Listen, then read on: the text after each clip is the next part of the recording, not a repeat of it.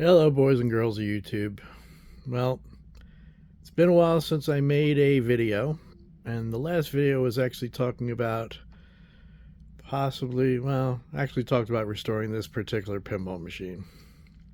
Well, in my research to do that, I've come across something very interesting, and that is I'm going to call it the world of homebrew pinball.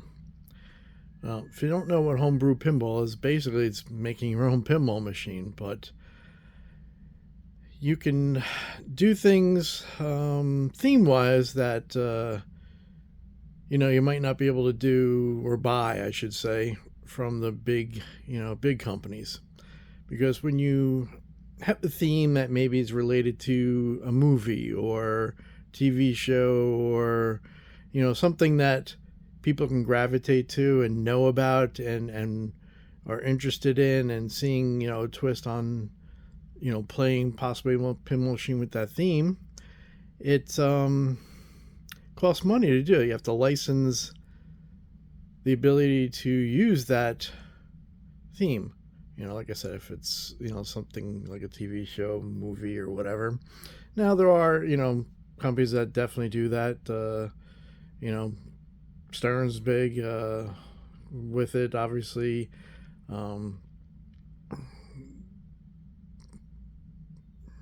Jersey Jack, basically they used Elton John. It's a more recent pinball machine. I was trying to think of something recent that was not a movie. So they have to pay for that, and those things aren't cheap sometimes. Sometimes they are, depending on the theme and how old it is. Like Stern did Jaws recently. Yeah, it's still a popular movie to in its own right. But it's an older theme that maybe isn't something that's really thought about. But hey, still costs money to do it. It's still the company that owns the rights to that still have say over what you can do and what you can't do. But homebrew, you can do whatever you want. You can use any music in the video, in the pinball machine. You can do any theme. You can do anything. The only reason why the big companies do it, because then they pay royalties, and just it's not feasible to make a pinball machine, because you'll make no money, because you won't sell it, because it'll be way too expensive, because you're just paying all these royalty rates or whatever it is. But getting back to restoring this machine, as I was doing research to restoring this, I came across homebrews, and I found that a little more interesting. Just the capability of being able to build a pinball machine, like a real functioning pinball machine, like that would be a Stern quality, or Jersey Jack quality, or Spooky Pinball quality. You can do that now. I mean, there are some pinball machines that are mass produced that are using parts that started out as really homebrew. One such product is from a company called Fast, and on all their boards that control the switching of the mechanisms and the scoring and lights and things like that. That is actually, their product is used in real pinball machines. Like, when I mean real, I mean like made by a company that's trying to make money and a living building and selling pinball machines. That's what I mean by that. But anyway, I found that very intriguing. And instead of restoring this machine and spending some money, yeah, I will get back to restoring this and doing that at some point. But the time and effort, I kind of decided to change direction and do a homebrew. So, getting down to this chunk of wood sitting here.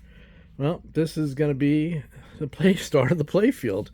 Starting there just as some kind of starting point. People start in different places, but I'm actually getting ready to cut this piece of wood down to size as a play field.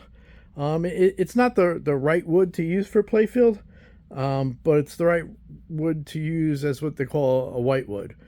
Well, I would say the right one to use, because it's really just going to be a wasted piece. You're going to do all your designing, all your, you know, marking it up and seeing where things go and taking things apart and redoing it. But, you don't want to spend the kind of money for a real playfield. Not that so much more than this. Wood in general is just a lot of money these days. But again, you don't want to waste, you want to not waste all the money that you don't need to waste, really. So I have this. I'm marking it now to cut it down to size, and this is where it's going to start. I probably in my next video I'll show you a product called Virtual Pinball.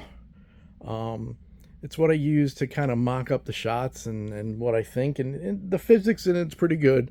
So this way I had some kind of starting point, some idea before I started hacking up wood and drilling holes and spots that don't work, then redo it. So this way I'm not like going through sheets and sheets of plywood just to figure things out. So that'll give you a slight edge. You still might have to cut everything up and redo it 1,000 times, because in real life it might not work as it does in that. But like I said, the physics is pretty good.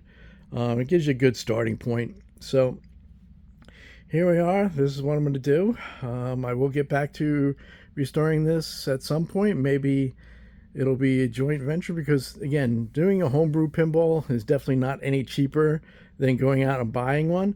It's just you can do it in stages, and you don't have to dump all the money at once, and you can buy what you need when you need it. But yeah, they're still expensive. I mean, there's a lot of good YouTube videos out there about people doing it. I'll give you kind of a list next time. I don't remember off the top of my head. I think one is called the Pinball Room. He's really good. I used that's the guy I probably found first and really kind of persuaded me into doing this. He's got on Google Docs, he's got kind of a list of everything that he spent. I think last I looked, he was at $5,000, and I'm sure that wasn't even his complete list. So, it's definitely as expensive as just going out and buy a pinball machine. But again, you get the satisfaction of doing it yourself. You can pick any theme you want. And yeah, it might not come out as good as like a real pinball machine. But it's yours. You did it. You take pride in it. Just see if you can do it. And that's going to be the journey for this channel for a little while. And we'll go from there. So if you're interested in seeing that and the progress I make, or maybe I'll give up if you want to see that too. Who knows? That could happen. I'm definitely a dog playing with a bone, then see a squirrel and runs after the squirrel and forgets the bone. Sometimes I definitely do that. Hence why we're not restoring this right now. So let's see where this journey takes us and go from there. And thanks for stopping by and taking a look. And if you're interested, subscribe, make a comment, and let's see where this takes us. All right, talk to you next time.